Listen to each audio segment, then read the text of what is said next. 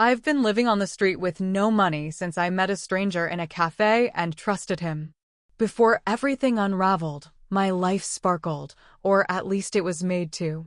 From the outside, it looked like I had stepped out of a magazine and into a perfectly cut life.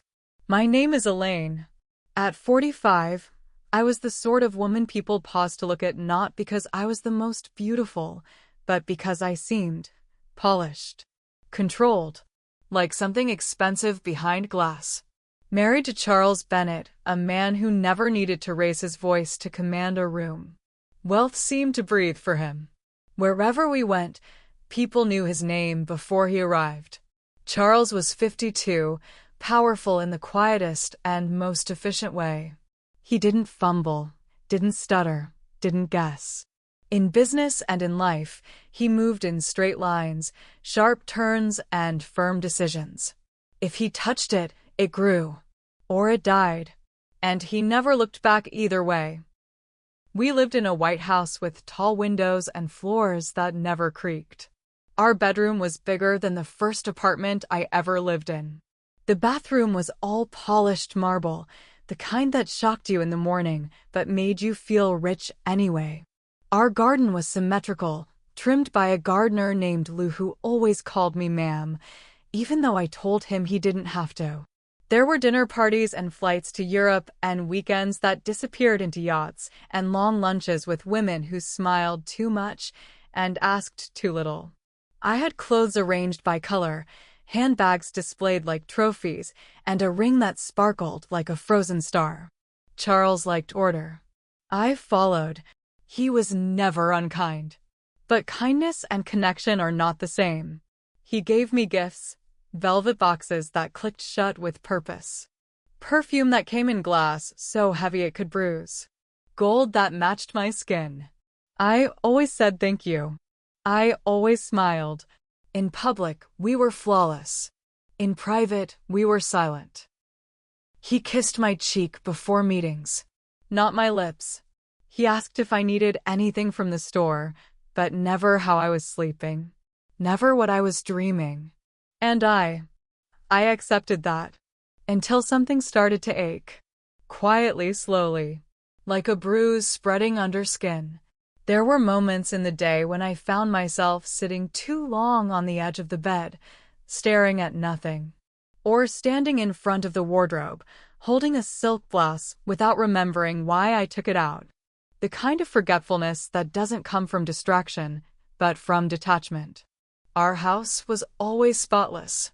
The kind of clean that feels curated. I kept it that way. I thought it would make me feel in control. If the vases were centered, the pillows aligned, maybe I could ignore the emptiness between us. It wasn't dramatic, just subtle. A growing awareness that while I had everything, I held nothing close. Then one evening, it cracked. We had dinner at a place he liked. Low lights, leather booths, food that cost more than it should. The waiter knew his name.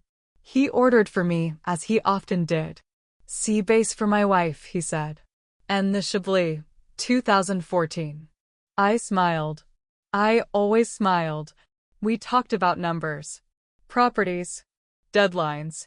I nodded, laughed in the right places, wore earrings that tugged my lobes too hard. When we got home, I peeled them off before taking off my shoes. He was already in bed, scrolling through news on his tablet. Did you like the restaurant? He asked, not looking at me. It was fine. Just fine. The fish was dry. You didn't say anything. You didn't ask. He didn't answer right away. Just stared at the screen.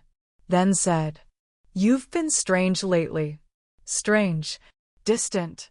I sat on the edge of the bed. Maybe I'm tired. Then sleep, he said, and turned off the light. He slept.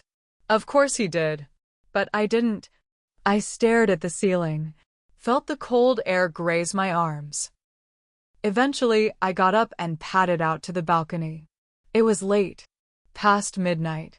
The city hummed below, that soft, mechanical purr of a place that never really sleeps. A siren cried somewhere far away. The garden was still, shadows long and neat. I wrapped my robe tighter, closed my eyes, tried to inhale peace. But something shifted. Not like a thought, not like a decision. More like the way the ground softens before a landslide. Not sadness, not rebellion. Just a space inside me I hadn't felt in years. A silence that wasn't restful, but echoing. I touched the railing, ran my hand along the cold iron edge. I remembered how, once, years ago, Charles had stood here behind me and kissed the back of my neck. It was spring then. I wore lavender. I remember it because he noticed. He hadn't kissed me like that in years. Maybe I hadn't let him. Maybe he hadn't tried. Maybe we'd both just gotten too good at living beside each other like two well-dressed strangers. I stayed there a long time, watching nothing, feeling everything. Then I turned, walked back inside. Charles hadn't moved. His breathing was steady. I climbed into bed, faced the other way, and waited for morning, unsure whether it would bring light or just more silence. It started with nothing. A walk, a breeze, the soft clang of a coffee cup. The kind of morning that feels like background noise to your own thoughts. The day after the quiet argument, or maybe it wasn't even an argument, just two people brushing past each other with too much tension in their words, I left the house earlier than usual. I told Charles the first had errands to run, and he didn't ask which. He nodded from behind his newspaper and said something about making sure the dry cleaner didn't ruin his shirts again. I nodded too. We were two people nodding through a day we weren't even in. But I didn't go to the dry cleaner, or the market, or anywhere I usually went. I just walked through the more crowded blocks of the city, down unfamiliar lanes, past windows I had never stopped to look into. I wore a long coat and sunglasses, though it was cloudy. My hair was loose. No jewelry except my ring, which felt heavier than usual. I didn't know what I was looking for. I turned a corner and there it was, the cafe. I'd seen it before. One of those small places that seemed too cozy to be real. It always looked too warm for a woman like me. Like I didn't belong inside. But that morning I went in. The bell above the door jingled like something out of a film. Inside, a handful of people, small round tables, low music playing softly. It smelled of real coffee and something sweet baking in the back. I exhaled without realizing I'd been holding my breath. I ordered a cappuccino, sat by the window, looked out, but didn't see. For a while, I did nothing. I watched people not as a game, but as if trying to remember how it felt to simply be among them, unnoticed. A young woman trying to zip up her coat one-handed. An older man flipping through a paperback. A boy in a hoodie counting coins in his hand. It was peaceful. It was human. Then I heard it. The faint, almost hollow clatter of something hitting the floor. Not dramatic, just an accident that no one else seemed to notice. A man, not more than 27, had dropped his wallet while reaching for sugar at the counter. It slid across the tile, landing near my chair. He hadn't noticed. His focus was on the cinnamon shaker in his hand. I bent down, picked it up, held it out. "Excuse me," I said. He turned, surprised. Not startled, just surprised. "Oh, wow, thank you." He took the wallet and gave a small laugh. "You just saved me about 3 years of paperwork." His smile was wide, but easy. Not a smile to impress, but one that simply existed without asking permission. "It happens," I said, and for some reason I smiled back. He looked at me for a beat too long. "I owe you," he said. "At least a thank you coffee. Or dinner." I blinked. "I'm married." He didn't flinch. Just nodded. I figured. Doesn't change the fact that I'm grateful. No pressure. Just an offer. He pulled a small card from his pocket, not even a business card. Just a slip of paper. A number. No name. He handed it to me. In case you change your mind. And then he was gone. I sat back down slowly. The number was in my hand. The ink was slightly smudged. The card felt warm. I didn't know how long I stayed there. When I finally stood, the coffee was cold. I walked home in the same silence I had left it in. But something was different. Something followed me. I didn't mention the cafe. I didn't say a word about the man. I didn't even remember his name. He hadn't told me. But his face stayed in my mind longer than it should have. That night, Charles came home late. Dinner was already cold on the stove. He barely noticed. Kissed the top of my head as he passed me on the stairs. He had a call to return. I sat in the kitchen alone. My fork moved through pasta I didn't eat. The house was quiet. My phone was beside me. I opened the drawer, slipped the card inside, told myself it was meaningless. But when I went upstairs, I didn't undress right away. I paced. I looked out the window. I brushed my hair slowly. When I finally crawled into bed, Charles was asleep. I turned on my side, reached for my phone, opened the drawer, took out the card, just looked at the number. My hand hovered above the screen. I told myself it would be ridiculous, dangerous, stupid. But I didn't put the card away. I kept it beside me. And that night, I didn't sleep at all. The morning light felt too bright for what I was about to do. I rose early, before Charles, before the help arrived, before the city seemed to fully wake. The card was still beside the bed. I hadn't put it away. I told myself it was a curiosity, not a plan. But my hands moved with purpose. I stood in front of the mirror for longer than usual. I touched my face without knowing what I was checking for. I tried on 3 different dresses. One too formal. One too light. One too obvious. I chose the 4th navy silk, fitted but not loud. Subtle. Careful. Charles left for the day at 8 sharp. He kissed my cheek like always. Told me he'd be late. He didn't ask what my plans were. He rarely did. Once he was gone, the house felt weightless. Or maybe I did. I spent the next few hours moving in slow circles, polishing things that didn't need polishing, spraying perfume into the air and walking through it like a woman pretending she wasn't waiting for something. By 3 o'clock, I had chosen shoes. Small heels. Not dramatic, but enough to remind me how it felt to be noticed. I checked my reflection again. My hair, my earrings, my lipstick. Everything soft. Deliberate. Not too much, not too eager. Just enough to make it look like I didn't try. At 4, I received a message from Charles. Might wrap early. Will call if plans change. My stomach turned. For a moment, I froze. I considered canceling. I even picked up my phone, typed a message, deleted it, walked to the window, looked out, and tried to see who I was through the glass. At 5:30, I was walking down the front steps, purse in hand. I didn't see the car parked down the street. I didn't see the man inside, watching me.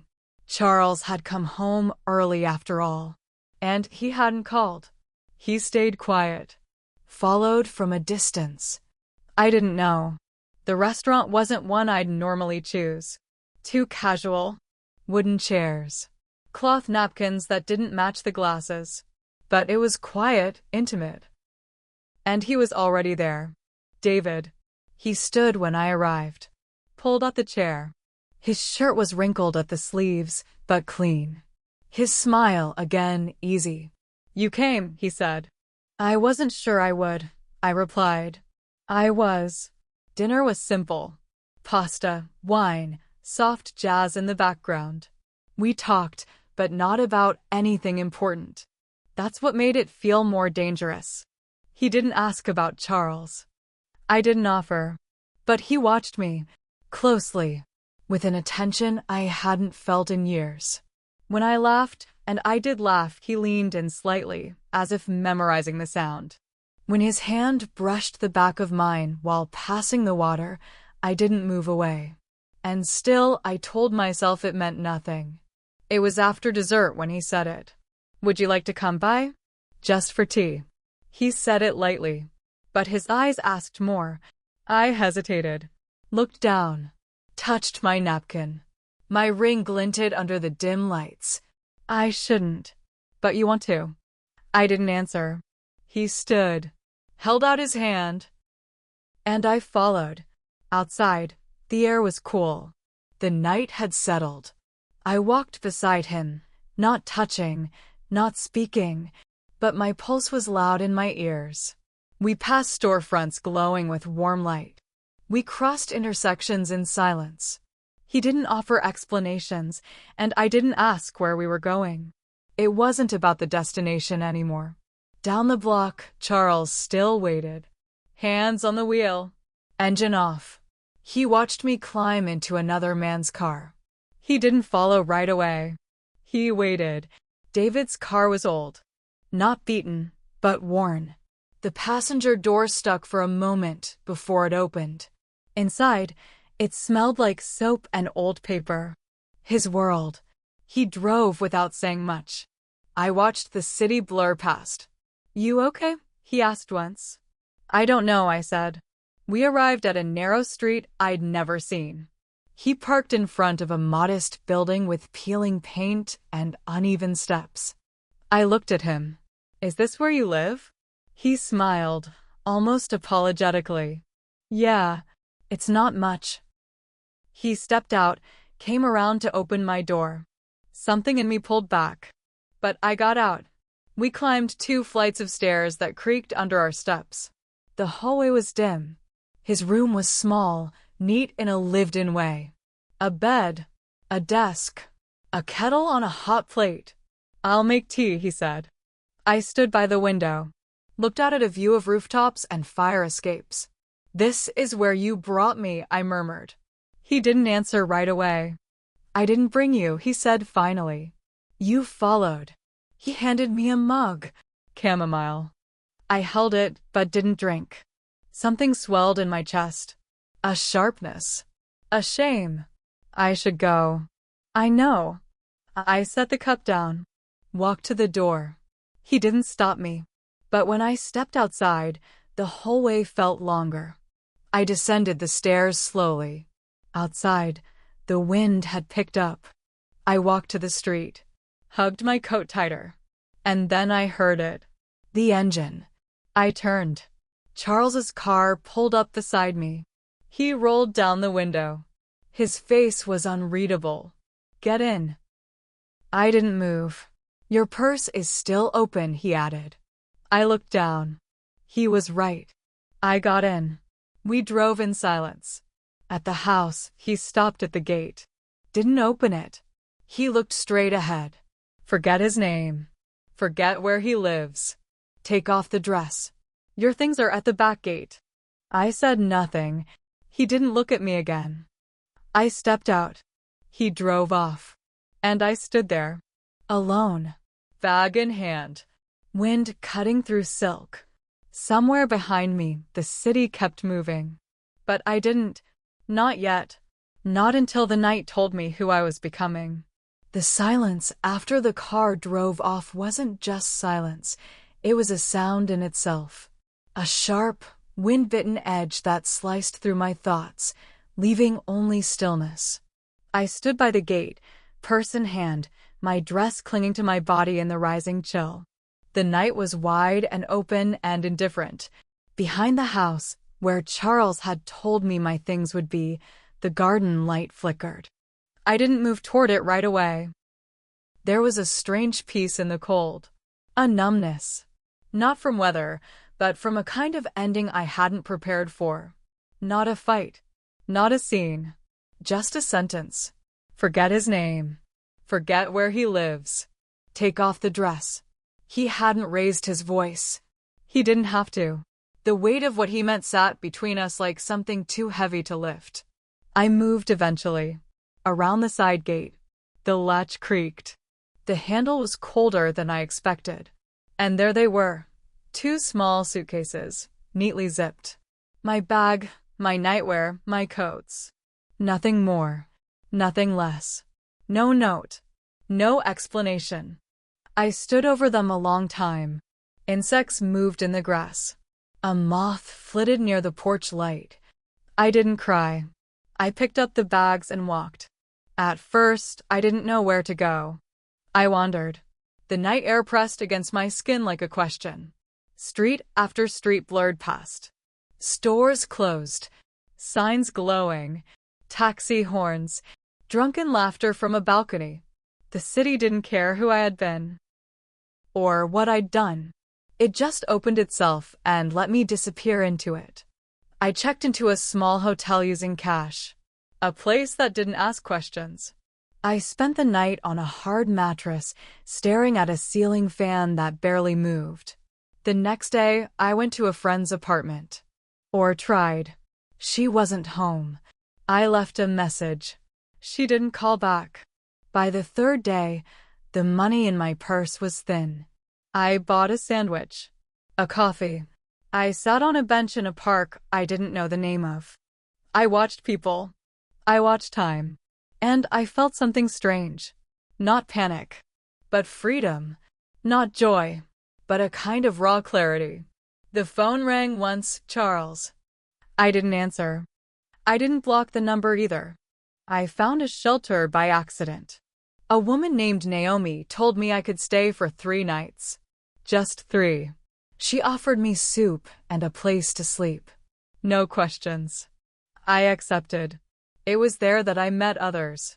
Women who had walked out of houses they no longer fit inside. Women who had stayed too long. Or left too early. I didn't tell them everything. I didn't have to.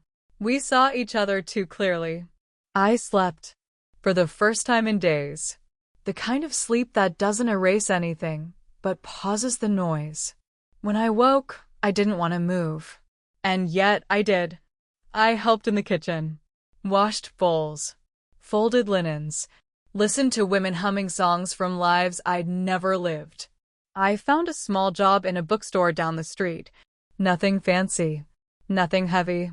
Just shelving, light inventory, answering phones. The manager was a woman named Clara. She wore too much eyeliner and always brought lemon candies in her pocket. She didn't ask what I had done before. One evening, I stayed late. She offered me tea. "You're good with the quiet," she said. I smiled. I've had a lot of practice. That night, I walked back to the shelter under a soft rain. My coat soaked through. My shoes squeaked. But I didn't feel cold. I felt awake. A week passed. Then 2. Then 3. And one day, I opened the door of the bookstore and there he was. David. He didn't smile at first. He looked at me like someone who had spent weeks wondering whether he should have done more. "I didn't know where to find you," he said. I didn't answer right away. "I'm sorry," he added. I nodded. "I'm not," I said. He looked surprised. "You're not?" "No. I followed you because something in me needed to be broken open. And you didn't take anything. I gave it." He stepped closer. "Can we talk?" I thought about it, then shook my head. "Not yet." He nodded, left without argument. And I went back inside. That night, I stood in front of a mirror in the shelter bathroom. Harsh lighting. White tile. I looked older, but not tired. My face had color. My eyes, different. I saw the lines, the years, the choices, the silence. And I didn't flinch. I was no longer the woman in the silk dress, waiting for permission. I was someone else. Not rescued. Not ruined. Just real. Just becoming. I don't know what happens next. I don't know if I'll ever return to a house like that. Or wear earrings that tug. Or wait for someone to notice I've changed my hair. But I know this. I'm not waiting anymore. And I'm not hiding. He just came for coffee. But he stayed long enough to break me. And sometimes that's how you find out what you were never meant to stay whole for in the first place.